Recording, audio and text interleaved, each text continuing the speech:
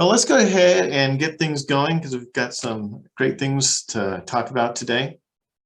Well, welcome once again, everybody, to the pilot program. And the goal of this is to figure out how we can help each other in our various institutions and whatever roles we are playing, move our culture of conservation forward. And so that's going to look very different depending on your role. It's going to look very different depending on your institution. It's going to, and all the different factors that come into that and come into play. Everything from what you can personally do, your own personal ability to affect culture. And I would suggest that is probably bigger than you initially think. Often we think in terms of very limited roles where I can't or can do this because of the role I have. I hope that as we move forward and continue to talk about culture, we'll find that there's probably a lot more that you can do if you just start to thinking about it, and the influence that you have and you can begin to create. And so those are some of the things that I hope that are on your mind as we are talking about those things. What we'd like to do today is start off with just the first, at this point, about 15 minutes of just asking for anybody who's had some experiences so far in terms of culture building. I know I put that out in the email and asked if anybody would reach out and if anybody had a story they wanted to share, and nobody took me up on it. So I'll ask in this group, please don't be shy, and let's talk a little bit about what we're doing. So last meeting we had, the big overall question was, what is a culture of conservation? So just taking that big overall question, let me ask for some examples out there of how you've defined in your institution what a culture of conservation is and looks like.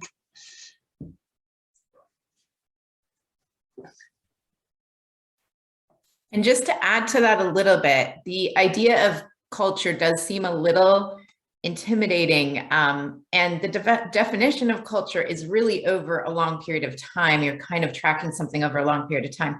So also look at it as identity. So how are you kind of building your conservation identity within your institution? So that can be really early stages too. Don't be intimidated by this. It's not like definitive and end result and whatever. It's just that growth. Yeah, Renee, thank you. If we were in the same room, I'd probably run up and give you a big hug and say, thank you for saying that and framing it in that way. It really is about identity, and it can be something that's just beginning. So you don't have to say, oh man, our institution is just down the road, 10 miles already. You can be like, well, we've just started the journey. We just turned on the car and took it out of park. Yes, Anna. Hi, I just shared something in the chat. I don't know if everyone can see it, but we have an internal, so I'm from the LA Zoo. We have an internal conservation committee of 50 people from different divisions across our organization. And this is the first thing we do as a group every year. So it's an annual cohort. And the first thing we do every year is ask the question, how do we define conservation culture? And so I shared all of the different words that we use Mentimeter, and these are all the different words that everybody came up with. Thinking about conservation identity, environmental identity, I think that this is a lot of that. And so this is just what they came up with for 2022, but I thought I'd share this.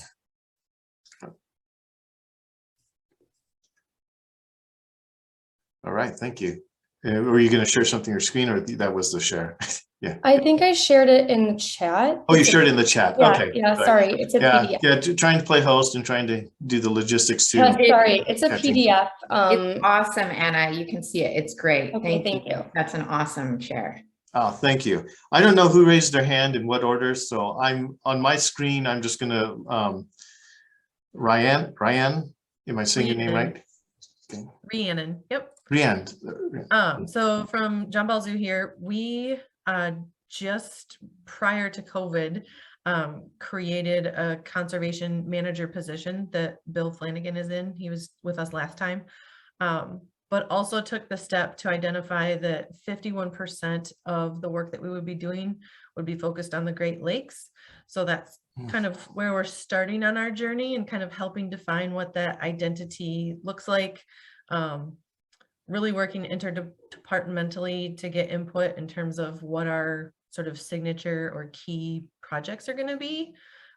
So we're very much at the beginning of the process, but it's been exciting, and really kind of that's helping us form what that culture looks like. Oh, I love hearing these stories. These are perfect. These are the kind of things that help us all understand and put in context where we can go and what we can do. I'm going to go Paula next. Hi, I'm Paula Mackey. I'm from the Toronto Zoo. And when we started looking around our zoo, it turns out we actually had quite a number of people across the organization independently doing conservation activities, whether they did it on behalf of the Toronto Zoo or sort of on their own, but you know, with the zoo's assistance. So we've started to try to bring everyone together, and we created a conservation science department. It has, you know, it kind of spans a few different specializations like welfare science and veterinary science and everything. We're trying to bring everyone together. So to more address the identity, how to identify ourselves as a conservation group, to streamline that message. And then we also created a position for a scientific communications researcher to help us better understand ways to communicate the work that we're doing, because, you know, we're doing this, but not a lot of people really know about it. So it's, you know, there's not a lot of point if people don't recognize that it's happening. So we're trying to figure out how to communicate. So those are the things we're working on right now. Oh, that's amazing. That point of cataloging what you have, so then you can see what it is that you can build out on, is so important in the early stages. It's not about, and this is such an important point, it's not about necessarily creating, it's about revealing what the zoo's already kind of moving in, especially where all of you are at.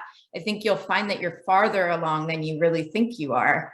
And it's just being confident to kind of bring those folks together, like LA's doing, like make sure you bring all of your departments together so you can really get that moving along. And I will say that also, John Ball Zoo, if you can keep us posted on what you're doing there with that focus, because it sounds like you've already done that cataloging and now you're looking at focusing. That's a really cool point too.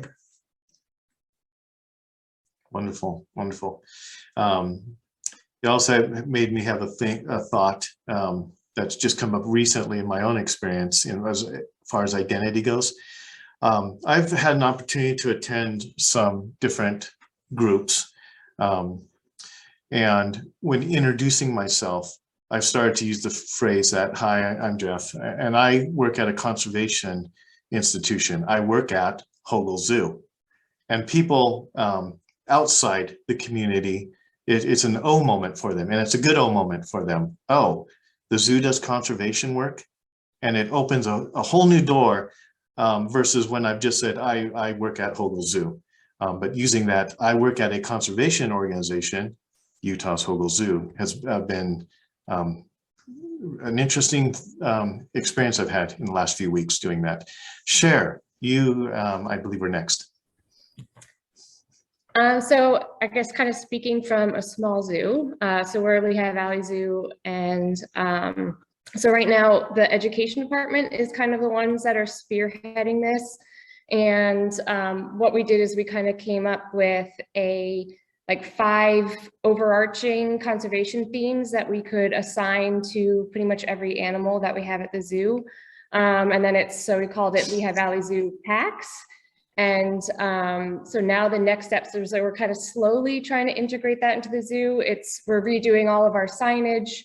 So the associated letter and message will go on each sign for each animal, and then trying to start getting it integrated into onboarding is kind of right now where we're at. Lehigh Valley, you guys are awesome. Making it relevant to your institution is so important.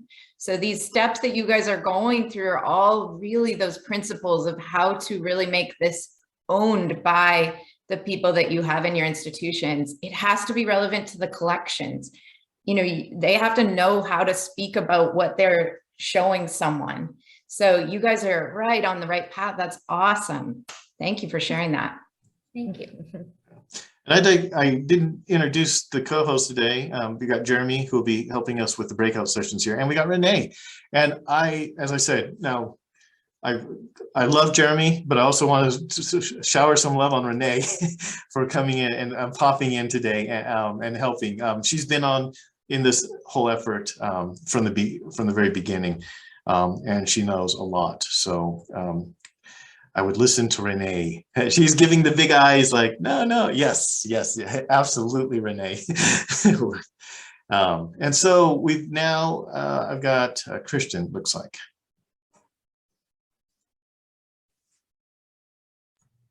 Hello, everyone. I'm Kristen Saitaki. I'm the Director of Education at the Palm Beach Zoo and Conservation Society. And we are growing into a zoo-based conservation organization. So we've made some, I feel like, amazing steps so far on our journey of creating a culture of conservation at our organization. We decided that we, partially due to COVID, but we were going to pause our education programming due to COVID. And then instead of bringing everything back like we had previously, we decided that we were going to focus on conservation engagement at our organization. And so we were fortunate to bring together a group of thought leaders. Several of them are on the call today, I'm happy to say, in early March, and kind of take 2 days to spend with them and say, you know, if you could start from scratch, like, and building this type of program, what does it look like for a zoo of the future? So, so we're now working on creating a culture of conservation at our zoo. And then our next step is to look at our guest impact for conservation actions, and then co-create with our community conservation engagement. So, and that'll involve some schools this coming year with project-based learning. But as far as our staff and creating a culture of conservation, we are having some monthly staff meetings to hear from the staff and things they want, like as we're working through our budget process, asking them what they'd like to see on the pathway, what they'd like to see at the zoo, and what would be, how we could support them in their roles. I'm ready to launch our first staff culture survey because we feel strongly that if we can't ask the staff to be engaging our guest if we first don't engage our staff. And so some ways that we're going to be doing that is getting our staff out and connected with nature. And we're starting really small with this, maybe 1 or 2 people at a time that are going out to do conservation field work that we're involved with, or just on a kayak trip to really spend time with them in nature and get them connected so that when they are engaging with our guests, they can share their own personal experiences and passion. But it's kind of it's a whole new focus for me in my position. So I'm really excited about it. And so it'll be the words of wisdom from Renee. It's a journey. It's not a sprint. It's definitely a marathon, and we're in the very beginning stages. But I'm really excited, and I look forward to sharing more with this group in the future. I'm trying to keep it short. Sorry. Kristen did an incredible job. She invited me, and Dean is on this call too. Dean also came, and they did a great job, but they also were revealing a lot of what was going on. Again, remember, for small zoos, if you have a limited budget, it's not a big task. It's just about it's like what these folks are talking about, cataloging, seeing what you have already, then turning up the volume on things in a very easy way for the zoo to be able to kind of follow along with it. Because if you do something too big, you're gonna burn out and you're gonna burn the zoo out. So you just wanna do these things in just gradual steps. But that's why it's so important that all of you are sharing this stuff. This is so great. And what we need to do is create sort of a place where you can get all these resources from these different zoos that are doing these different steps, because there's a lot of good going on. And I will say you're already further along than you think you are, all of you. So there's not really a start point here. It's really wherever you're at. And just, this is awesome sharing. I'm so excited about it. This is absolutely awesome. And to Renee's point, you probably, you've heard it said, maybe you've gone to a seminar or something and said, if you're here, you're already there. And in many ways, if you're here today at this pilot, you're already there in terms of building your culture. The intentionality that is needed does begin with starting to think about this and starting to share these things. So to Renee's point, as a place to begin to put these things, we talked a little bit about that. I'm going to ask Jeremy to jump on for just a minute. And it's something that we've been kind of playing with. We've been talking with AZA. There's Shelley. I can see Shelley. But we haven't quite put that together yet, but it's definitely something we've been talking about. Jeremy, maybe you want to jump in for just a minute. Sorry, Jeff, what do you need from me? Saying, and just in relation to this idea of creating a community where we start sharing resources with each other.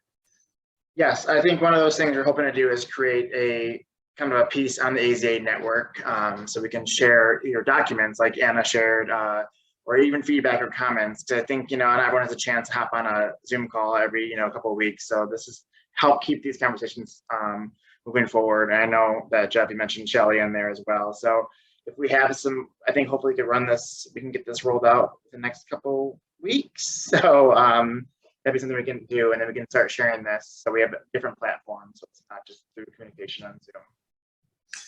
Yeah, and we had contemplated this from the beginning, but part of this, as full disclosure, we're a pilot, and meaning some of this is, in fact, just like your journey and your institution.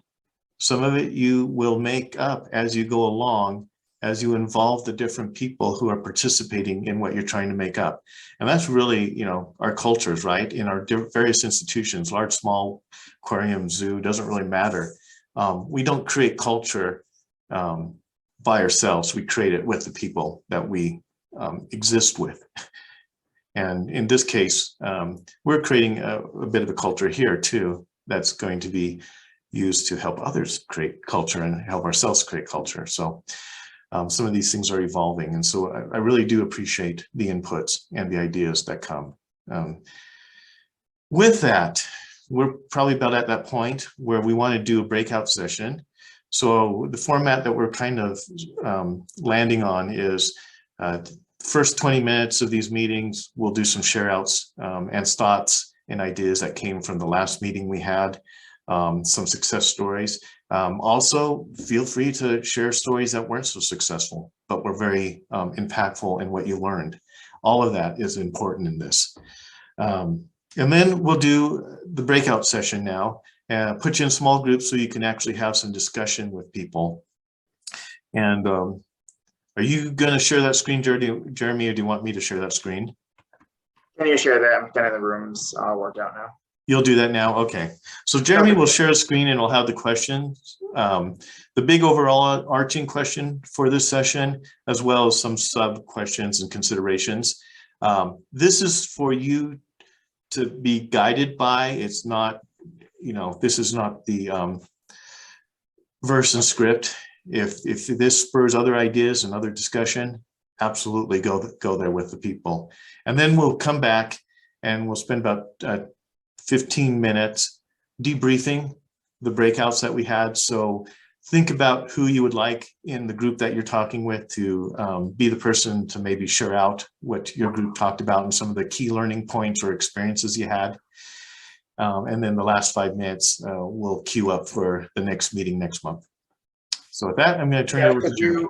Jeff, could you share that screen really quick? I have to do something really quick. So. Sure, I'll do that. Yep. So Just quickly, Jeff, there's some great things going on in the chat. I love it. Anne's Paula's wanting to follow up with Anna on some of her, or no, sorry. Sarah's following up with Anna. There's some great stuff going on, so keep that chat going too, so you guys can kind of connect with each other. Zoos are so similar. Some zoos are so similar. It's a lot easier to go off of what someone else has done. Love it. all right, perfect. So my screen should be shared right now, so everybody sees the questions. And then Jeremy, I'll let you take it from here. Great. There should be 6 rooms. It should be automatically assigned to rooms. Hopefully that works very easily. So I'll give you 1 more minute to look at that screen. If you want to copy and paste that so you can have that as a reference point, you're more than welcome to. If not, I can go around and copy them into the chats after I do breakout room. So give you another 30 seconds or so just to make sure you're ready. Just while we're waiting, Anna, how many different departments do you have in that internal committee? Do you try and have representation from everyone all over the zoo? Yeah, so it started last year, and the whole committee started because we were doing annual conservation surveys that were about, engagement in conservation. How many of you received conservation training? How connected do you feel to the role of the conservation mission? And comparing and so from the 2019, 2020, and even we're going through our 2021 survey now, there's huge discrepancies in terms of how connected people feel, which is probably not that surprising.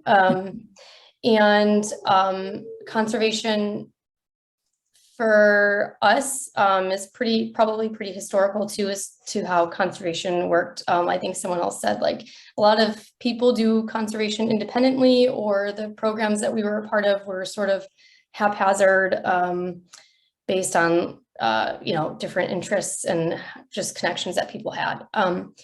So what we did was we worked with all of different divisions and kind of got buy-in from senior leadership to do a conservation committee and to really encourage people in their departments and divisions to participate. We have a nonprofit arm and we're a city-run organization, and we have SSA for our concessions. And so we invited everybody, and we really encouraged supervisors to encourage people that had less of a voice or maybe weren't as involved to join. So we have about 50 people, and from every division. I wonder if I could just share it. And Lehigh Valley, did you guys end up making a committee to kind of look at this alignment with the collection and things like that from other departments as well? We did not. It was more of like the education department kind of determined it, and then it went up to leadership to get the final approval. So that was both good, but then I think it's also giving us some struggle of getting the buy-in from everybody else. So I think that too has been a little bit of a tricky part. Yeah. Okay, we ready? All right, welcome back, everybody. I hope you had some good discussions. I know the particular group I ended up in, it was really good discussions. So with that, why don't we just go ahead and start. I don't know if you know what group you're in, but somebody who was in one of the groups, let's just go ahead and start off and give us some summarization of what you talked about. Key insights, key things learned, things you would like to share with the group from that discussion. I'm happy to go first. Thank you. I'm Stacia. I'm with Palm Beach Zoo, and we talked about the fact that leadership needs to be the starting point for your culture of conservation, but that we also need to continue to track it and measure it in order to prove to leadership that we're doing the right thing. having opportunities for staff to there were some zoos that were requiring staff to do 2 or 1 conservation oriented initiative, either on their own or through a zoo program. And the point of those was to get that into the requirements of their employment. So it would be part of their performance evaluation. It was part of their job to be conservation oriented, which I really thought was a fantastic idea. And it also, as Renee pointed out, she was in our group, helps with tracking the conservation initiatives. So opening it up to staff to ensure that they are doing something that's conservation oriented as part of their job was a key component, and making sure that some of those opportunities for staff are on site because some staff can't leave was also another point that was emphasized over time. Renee, did I miss anything? Anybody else? Just a critical part too is thinking about your HR being your core, which is why Jeff is actually leading this initiative. HR gets to all your staff, and it is very inclusive and very accessible then. So if you're working closely with your HR department to create these programs, then you're not going to lose. You know, it's going to be intertwined into the zoo's fabric, which is really, really critical.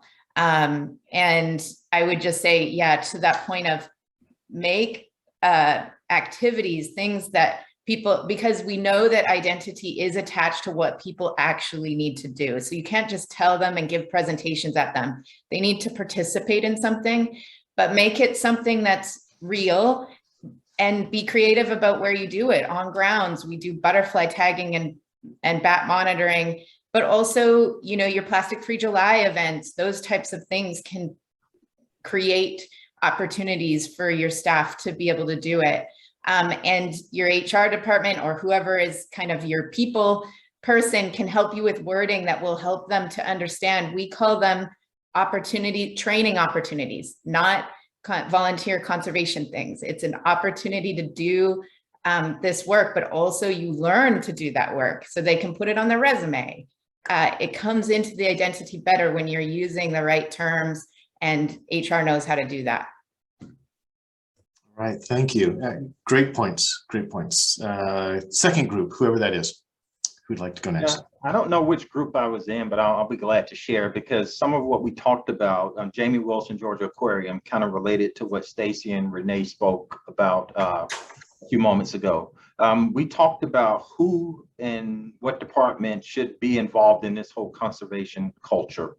Whether it's HR, whether it's some other area. We'll share at the Georgia Aquarium, we haven't quite landed on where this will land. We do know that HR will be a part of this. Whether or not we take the lead on it, that hasn't been decided. We also talked about that, you know, this shouldn't be an event. The conservation culture shouldn't be an event. It should be something as a part of our fabric, is who we are. We also discussed that, you know, most of us who work in this space show up understanding that we have a part in conservation. Some of us may not always be clear on what our part or our role is. So there's something that needs to be clarified. It should be a part of our existing values and mission and values of our respective organizations. I think that's all I wrote down. I joined the group a little bit late, so any of my team members who were there, anything additional to add? I think one thing that that Jeff had brought up into the group, great job, Jamie, that relates to that last one is because of those values, it's how do you connect, how do you feel supported and encouraged in those values that you bring into the organization, and not just exactly what are you doing as your tasks within your job. And I think that resonated with a lot of people. Support them in their existing passions. All right, well said. Third group, again, just whoever hasn't gone yet, feel free to jump in. Liz here from Hogle Zoo. We discussed a lot of similar things here. That leadership really needs to set direction and priorities but it really needs to be a process building culture where you get everybody involved and everybody feels connected to what it is that you're trying to do. We had a great example of the importance of engaging, particularly your frontline staff, and we tend to focus on our full-time staff, and that was a big part of our conversation. But I thought there was a really fun example of how they engaged in their seasonal staff with some of their special event days of really putting in some of the particular activities in the seasonal staff's hands with handing out trees and shrubs and being directly connected to the guests as part of that process. So that really reinforced to them their conservation identity. The Toronto Zoo, when we're talking about really the role of planning and looking at long range, who you are as an organization and setting vision and mission, they've been undergoing a process recently where they pulled together all of their different plans and they're wrapping it all together into a comprehensive strategy for the organization. And Diane, unfortunately, we cut you off because you were like getting right at the meat of of what you had to say. But from my end of things, that really resonated. I've seen institutions that have made such great strides once you start pulling all of these different plans into a comprehensive approach, and that your conservation plan is speaking to your collection planning that is embedded in your education programs. You can really, by having that focused approach, you can really help reinforce what it is you're doing and how everybody fits in within this, and reinforce that within your organization. So I don't know if you have anything further to add there, but I appreciated you bringing that example forward. All right, thank you. Let's go with the fourth group. Just quickly, Jeff, getting it into your strategic plan and getting it is so critical. Like if you can get that into the planning that the zoo's already doing, and into the animal collection plan, everything, you will succeed. That is such a critical point you just made. Thank you. Fourth group. I'll speak up for our group. My name's Gill Giles. I'm also at the Georgia Aquarium, so I might repeat some of what Jamie said a little bit, but we had a really good conversation about getting leadership all to have buy-in into the culture, and how it can't just be with one department. It has to live with everybody, and everybody kind of has to be on board. And I shared how we did an engagement survey last summer in the middle of peak season, in the middle of COVID, and the results, they were pretty honest. And it was kind of eye-opening for our leadership, and it really helped them say, oh, like take notice, right? Because the results were so honest. And our CEO then took the time and met with each individual department for at least an hour and let them just tell them the problems, and the rest of the leadership on the team kind of had to just sit quiet, and the staff really got FaceTime with our CEO, and anything the staff said, we wrote down, we made notes about it. And he met with, I think he had 28 meetings with all these departments, and that alone was a morale boost for the staff because they got FaceTime with our CEO, they felt heard, and then each department had tangible things and low-hanging fruit that they didn't even realize that we could fix, and it was an instant boost, and people felt more connected and they felt more heard. They felt it was good, and that improved culture in and of itself, even though we're still working on it. Anybody else from my group want to add? Well, that was incredible. I'm totally in awe of what's going on with the different institutions here. Hey, Jeff, just one other thing.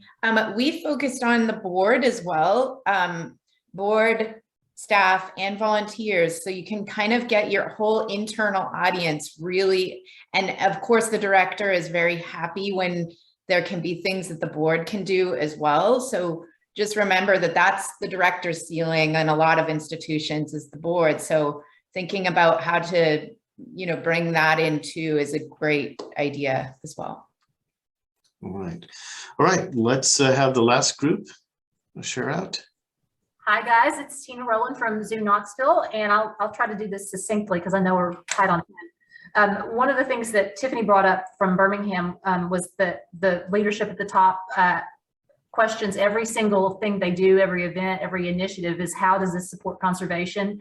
And she found, and I thought that was really insightful, that it makes you stop and question everything and put it into that lens. So that was very, very helpful input, and making sure that the guest experience of the guest interaction team are trained and onboarded, because they're the ones interacting with the staff. And, you know, that's something that I think we could all, you know, it's important to keep that in mind. You know, that's who's conveying the messaging ultimately. You know, so that's who really needs the most support and the most enthusiasm to get them on, you know, what they need, the ammunition they need to spread that message. Julia was talking at India. They have a great culture of, you know, people come in and they have conversations. It's a very accessible, so they can come in and people are very have access and knowledge about the programming they're doing, the conservation work they're doing. So Julia, I'm sure I know I missed something on that. I didn't get all my notes written down there.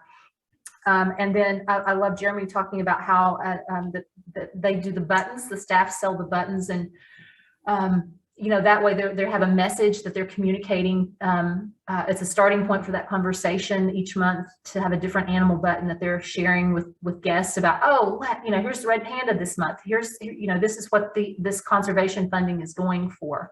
And I think we all just, and for me, from a marketing standpoint, is how we intertwine that in our promotion message, you know, that we are doing, we have a mission, and how is that mission's communicated as we promote without being preachy and sad and too heavy with that message. So so I think, yeah, I heard a lot of the things coming from the other group that we talked about in our group. And please, guys, jump in there and tell me if I missed something critical. That was great, Tina. Thank you. All right, perfect. So we're just about out of time. I'm going to share my screen real quick just to give you some information, and then we'll wrap this thing up. So I just wanted to let you know that, give you an idea of the schedule, and I'll send this probably out in another email. So next month, we will be addressing the big overall question, why do people personally invest in a culture? And what we wanted to do at the end of this meeting was to ask you this question, kind of cue you up and get you thinking for next month. So the big overall arching question, as I already said that, sorry, is why do people invest in culture? And so the assignment, if you'll take it, is what can you do, or are you doing in your position at your institution to help people be and feel included in your culture and mission? And of course, we've talked a lot about that, and some of the answers that were shared today answer that, but we'll continue to that discussion next month. And so I'm going to stop sharing that. And with that, I think Renee left already. She had to hop out. Jeremy, do you have anything that you'd like to say? No, I think I just was really appreciated a really great conversation. I love the diversity of staffing here in different departments. It's kind of cool to see marketing and guest services and education and conservation. So I think we're in a great movement toward, you know, building this conservation culture. And I'm really excited to see what happens next. All right. With that, thanks everybody for being here today, and hope the rest of your day is fantastic. See you all next month.